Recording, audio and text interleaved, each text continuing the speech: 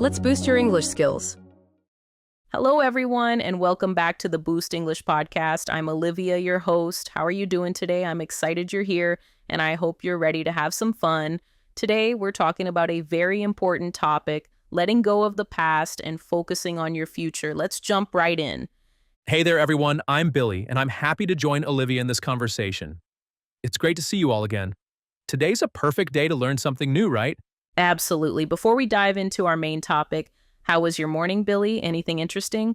Well, I woke up late and almost spilled coffee on my laptop, but I managed to save everything, my laptop and my dignity. How about you? I had a pretty calm morning. I watered my plants, which I sometimes forget to do, and then I made breakfast. Simple, but relaxing. Sounds nice. My morning wasn't that peaceful, but it's all good now. Ready to talk about moving on from mistakes and building a better future? Yes, let's start. Everyone listening will be talking about ways to forget about the past, learn from failures, and focus on your bright future. We hope this helps you improve your English too. I love that. So, Olivia, have you ever felt stuck in the past before? Oh, definitely. There was a time I kept replaying old mistakes in my head like a broken record. I felt guilty and embarrassed. But eventually, I realized it was holding me back from improving myself. Right. I've been there as well. Sometimes I think about something I did wrong in high school and cringe. It's funny how our minds can cling to these moments. Exactly. It's like we trap ourselves in a time loop. But we need to break out of that loop and tell ourselves that it's okay to move on. Yeah, I've found that acknowledging the mistake and then actively choosing to leave it behind works wonders. If you don't forgive yourself, who will? That's a great point. Sometimes people expect others to forgive them, but they don't realize they also need to forgive themselves. Right, and another thing is being present. If our mind is stuck in the past, we miss what's happening now. We might lose new opportunities. So true. For instance, if you focus too much on a big mistake you made yesterday, you won't have the energy to try something new today. Exactly. Or you might be too scared to take a risk because you're afraid of repeating that mistake. Yes, and that fear can be paralyzing. We just end up standing still doing nothing, which often leads to regret. Have you ever tried journaling or writing down your regrets or mistakes, then crumpling the paper up and throwing it away? I have. It sounds silly at first, but it's surprisingly therapeutic. It's like telling your brain, we're done with this now. I know, right? It's a simple trick, but it can really help you process those negative feelings. And speaking of tricks, I also like to talk to a trusted friend. Opening up can give you a fresh perspective. They might say something like, hey, that wasn't so bad, and you realize you've been too hard on yourself. That's a great method. Sometimes we're our own worst critics. Meanwhile, a good friend can remind us we're only human. Definitely. Also, focusing on the future means setting goals. When you have a goal, big or small, it gives your mind something productive to work toward. Oh, I agree.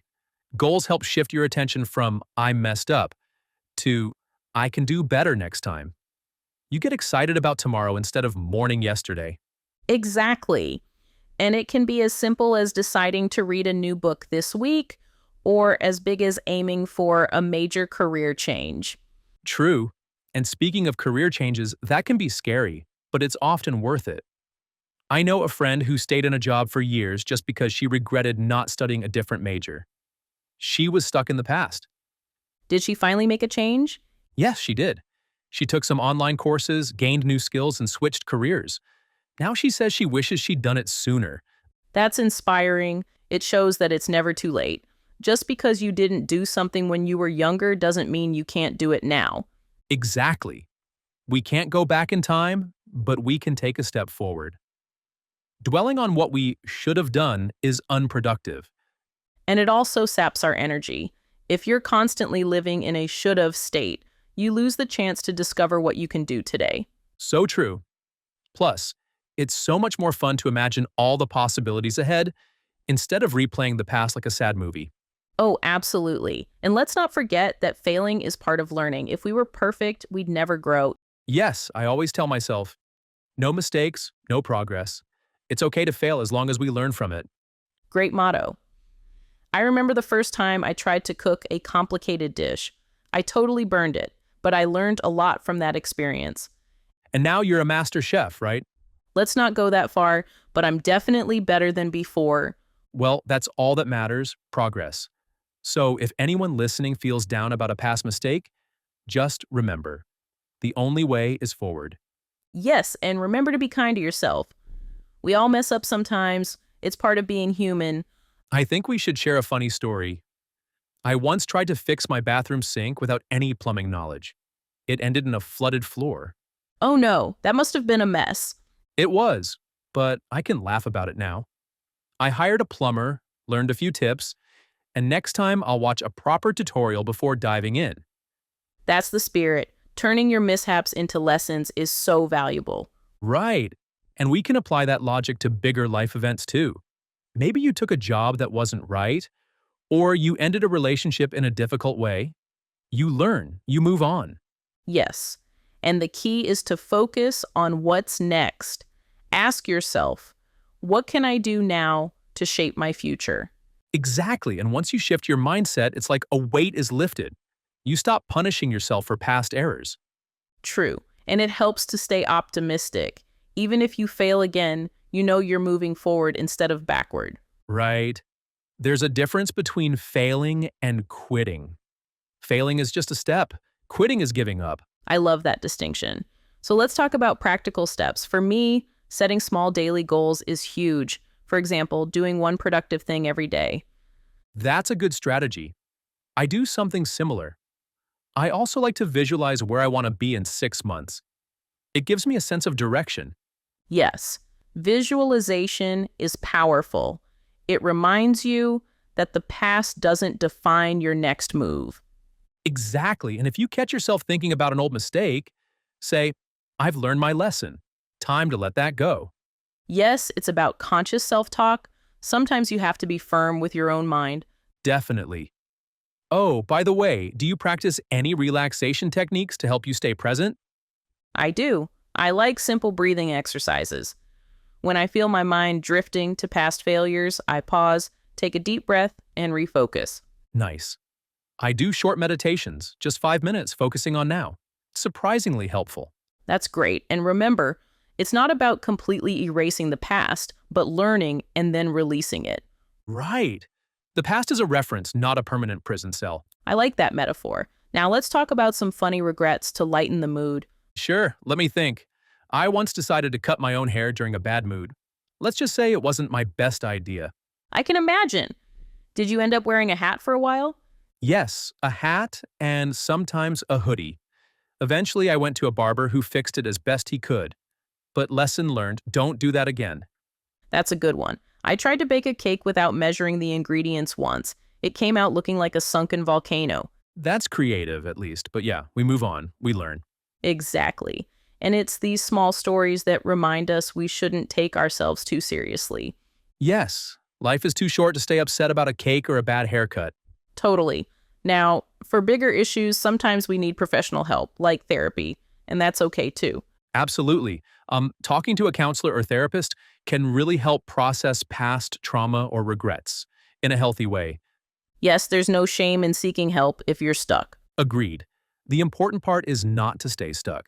Whatever helps you move forward is good. Exactly. And for those learning English, remember that mistakes in language learning are normal. Don't dwell on them. Keep practicing. That's a great tip. If you mispronounce a word or use the wrong tense, don't get embarrassed. Just correct it and move on. Yes, the same principle applies. Mistakes are part of the journey. Couldn't agree more. So, to sum up, forgive yourself, learn from your mistakes, set goals, and keep your eyes forward. Yes, that's our formula for success. Now, how about we go over some of the words and phrases we use today and explain them? Great idea. That'll help our listeners solidify their understanding. All right, let's start with therapeutic. When something is therapeutic, it helps you feel better emotionally or mentally, Yes. Next, I used cringe. That's when you feel embarrassment or awkwardness about something. right? Then there's paralyzing. When we say fear can be paralyzing, we mean it stops you from acting. And dwelling on the past means thinking about the past too much in a way that stops you from moving forward. Exactly. Time loop also came up. That's just a figurative way of saying you keep repeating a memory or situation in your mind. Yes, like you're stuck in a circle with no way out. Another phrase we used was, let's not go that far, meaning you don't want to exaggerate or overstate something. Good one. And we also use the phrase, I messed up. That simply means I made a mistake. Right. Mishaps are small mistakes or accidents. They can be funny stories later. Absolutely. We also mentioned embrace the future. Embrace means to accept something eagerly or wholeheartedly. Yes, that's an important one. I also said no mistakes, no progress, which is not exactly an idiom, but it's a common motivational phrase. Correct. Another word is therapist or counselor.